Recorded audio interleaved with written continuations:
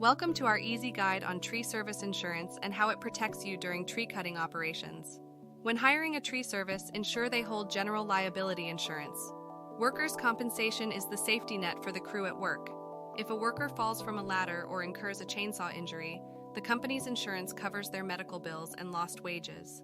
Commercial auto insurance is a must-have, covering damage caused by work vehicles. For instance, a truck hitting your car while transporting tree debris.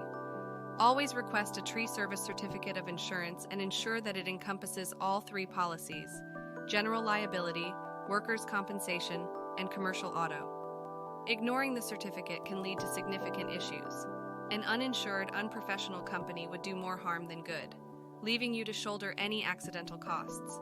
Remember, a cheap price might risk your property's safety and your financial security, so always prioritize insured and professional tree services. Thank you for watching our reel on tree service insurances. Like, subscribe, and stay tuned for more insightful tips and tricks. Until next time, stay safe.